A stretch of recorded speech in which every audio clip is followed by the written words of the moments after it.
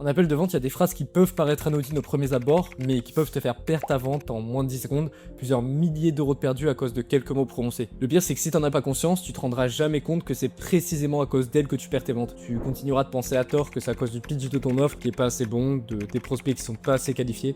Et là, tu te dis peut-être que j'abuse, qu'une seule phrase, ça peut pas avoir autant de conséquences. Et ben en fait si, simplement parce qu'en fait les mots que tu utilises, c'est que le reflet de ton mode de pensée. Donc au-delà de savoir c'est quoi les mots à bannir, ce qu'il faut surtout comprendre, c'est pourquoi est-ce qu'ils sont à bannir. Qu'est-ce que ton prospect il ressent quand tu les emploies, quelle image est-ce que tu renvoies, et bah ça c'est ce qu'on va voir ensemble dans cette vidéo avec deux cas. On va directement commencer avec l'une des erreurs les plus communes que font les débutants en appel de vente, ça va être on peut faire un paiement en plusieurs fois si tu veux. Mais en vrai c'est quoi le problème avec ça? Si ça peut permettre au prospect de payer plus facilement et donc d'obtenir plus de clients, bah c'est positif non? Et bah le piège il est là. En fait il y a deux gros problèmes avec le fait de proposer un paiement en plusieurs fois. Déjà le premier c'est que plus t'as un haut taux de cash collecté, mieux c'est. T'as pas besoin d'attendre les autres paiements, t'as pas besoin de courir après ceux qui te payent pas, etc. Mais en vrai ça c'est même pas le plus grave, c'est juste chiant. Le gros problème c'est la symbolique derrière le paiement en plusieurs fois. Est-ce que tu as déjà réfléchi à ce qui fait que ton prospect il veut payer en plusieurs fois, dans le cas où il a l'argent bien sûr? Et bah c'est la peur. La peur de payer plusieurs milliers d'euros et d'ensuite pas avoir les résultats escomptés. Donc dans le doute, le paiement en plusieurs fois, il te permet de sécuriser. Le prospect en gros il se dit, si ça marche pas, au moins j'aurais perdu qu'un petit peu d'argent. Sauf que si tu réfléchis 2 secondes, est-ce que c'est vraiment la bonne mentalité pour faire démarrer un prospect? Est-ce que le faire démarrer sur une prestation, il va devoir s'investir et y croire pour que ça marche alors qu'il doute encore, c'est une bonne idée? Bah bien évidemment que non. S'il doute sur le fait qu'il va avoir des résultats, il va pas appliquer à 100% ce que tu vas lui dire, il va pas faire toutes les actions nécessaires, donc évidemment qu'il va pas avoir de résultats, ou soit il aura très peu de résultats. Et le paiement en plusieurs fois, c'est juste la manifestation de ce doute. Donc quand tu fais payer en plusieurs fois, tu penses aider ton prospect, mais tu le laisses juste dans le doute et tu le fais démarrer sur la mauvaise mentalité. Encore pire, quand c'est toi qui proposes le paiement en plusieurs fois à ton prospect, ça montre que déjà tu doutes toi-même de ce que tu fais, parce que si tu étais vraiment convaincu à 100% que ton produit il est bon, tu serais pas là à mendier des paiements en plusieurs fois, tu te dirais juste, ok la façon dont je vais accompagner c'est tellement une dinguerie que c'est à moi de fixer mes conditions sur comment est-ce que je vais faire démarrer les gens.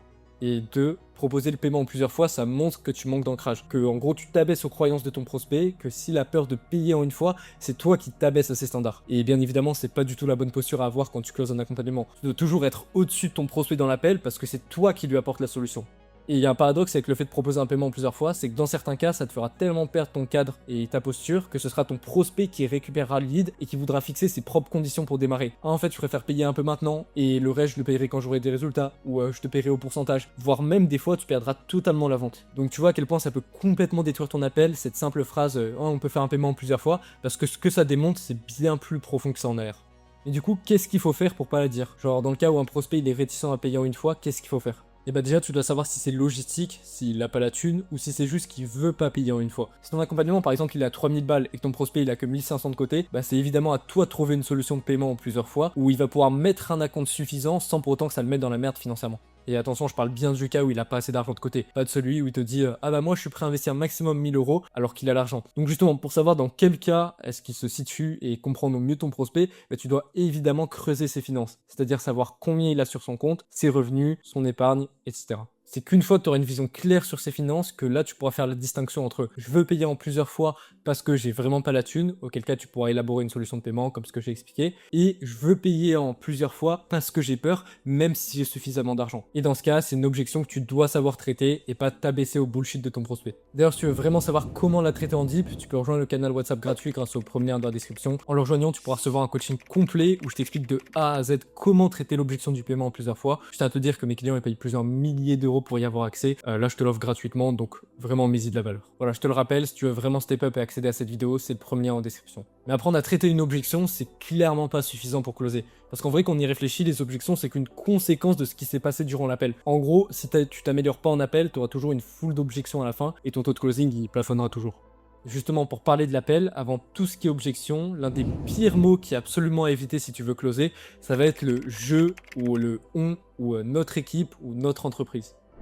Bon, en vrai, c'est pas l'utilisation de ces mots en soi qui pose problème, mais c'est plutôt leur répétition de manière abusée. C'est-à-dire le fait de le dire tout le temps, tout le temps, tout le temps. Ça, c'est complètement rédhibitoire pour un prospect, surtout dans certaines phases de l'appel. Quand tu piches son offre, non, c'est pas un problème parce que t'expliques littéralement ce que tu fais pour ton futur client. Par contre, quand t'es dans des phases comme les douleurs, les objectifs, ou même que tu closes sur les finances, c'est littéralement inutile de parler de toi ou de ta boîte, ou alors ça doit être vraiment, vraiment exceptionnel.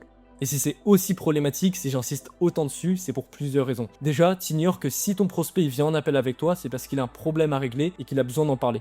La base d'un appel de vente, c'est comprendre le prospect et se connecter à lui. En gros, pourquoi il est sur cet appel, quel est son problème, comment ça l'affecte, pourquoi il veut changer, etc. Et ça demande de se focus à 100% sur son prospect, de lui poser des questions, de noter. Tu vois, ce genre de moment-là dans un appel, c'est un peu comme si c'était le psy du prospect. Il déballe tout, il se livre totalement à toi et ça permet vraiment de mieux comprendre ton prospect, ce qui te permettra par la suite de lui proposer la solution la plus appropriée, qui lui permettra d'atteindre ses objectifs au mieux. Mais en vrai, c'est aussi que ça crée vraiment un climat de confiance et de compréhension avec le prospect. Quelqu'un à qui on partage des choses perso et qui se montre digne de recevoir ce qu'on dit, qui est pas là pour juger mais pour comprendre puis nous aider, forcément ça nous inspire confiance. Et comme tu le sais, si t'as un minimum de niveau, la confiance c'est la base de la vente. A l'inverse, si tu arrives dans l'appel directement dans l'optique de pitcher ton offre et de vendre à tout prix, ça va complètement refroidir ton prospect et son inconscient, qui, comme tu le sais, influencera sa décision finale. En gros, son inconscient, il te considérera jamais comme la bonne personne si tu fais ça.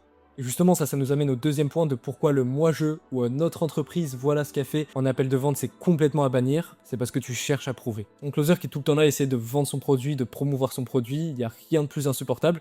Et chez un prospect, ça a l'effet inverse de ce que le closer qu'il attendrait. Ça le refroidit complètement. Tout simplement parce qu'il ne se sent pas écouté, et ça rejoint le premier point, mais aussi et surtout parce que quelqu'un qui cherche à prouver en parlant tout le temps de ce qu'il fait, c'est quelqu'un qui n'a pas 100% confiance en ce qu'il fait. Parce que si c'était vraiment le cas, il n'aurait pas besoin de prouver à quiconque, il en serait déjà pleinement convaincu et il ne chercherait pas la validation de son prospect. Le meilleur exemple que je peux te donner pour expliquer ce propos-là, c'est par exemple les marques de luxe. Genre quand tu vas chez Rolex, les vendeurs ils sont pas là à se justifier de pourquoi leur montre elle est meilleure que le concurrent, pourquoi est-ce qu'elle vaut ce prix-là en se justifiant, c'est juste comme ça, et ça en vrai ça met encore plus de valeur là-dessus pour la marque.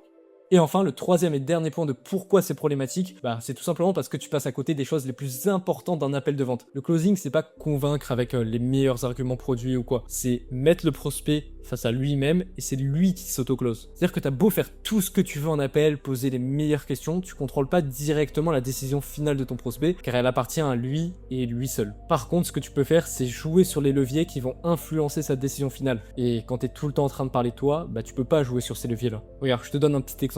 Faire changer d'identité, de paradigme, de croyance ton prospect, c'est un truc qui est essentiel. Rappelle-toi que le prospect vient en appel parce qu'il a une situation actuelle douloureuse et qu'il aimerait atteindre une situation désirée. Et en vrai, pourquoi est-ce qu'il arrive pas à faire ce switch entre situation actuelle et situation désirée? Parce qu'il a pas l'identité du mec qui a sa situation désirée. Donc ton rôle en appel de vente, il pourrait se résumer à lui faire incarner sa nouvelle identité qui l'aidera à faire les bons choix. Imagine le cas où tu fais du coaching sportif, ton prospect il veut perdre du poids et c'est vraiment une priorité pour lui, mais il n'est pas prêt à investir plus de 500 € pour ça, alors qu'il a clairement l'argent.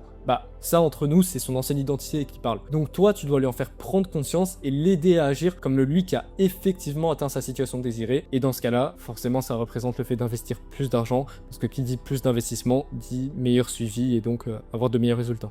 Et ça, dis-toi, ce truc de nouvelle identité, c'est qu'un exemple parmi tant d'autres. Sauf que ce genre de truc-là, ça demande de se connecter énergétiquement à son prospect, de lui faire ressentir quelque chose de grand en lui, et c'est quelque chose qui est littéralement impossible de faire quand t'es focus sur ta vente, l'argent et sur toi-même. Genre honnêtement, tout ça c'est que des conneries face à l'importance que ça a de vraiment aider ton prospect en appel. D'ailleurs, c'est assez drôle, mais le moment où t'arriveras à faire ce détachement vis-à-vis de ta vente, que t'arrêteras de parler que de toi en appel et que tu chercheras vraiment à aider ton prospect, c'est là où tu commenceras à closer le plus.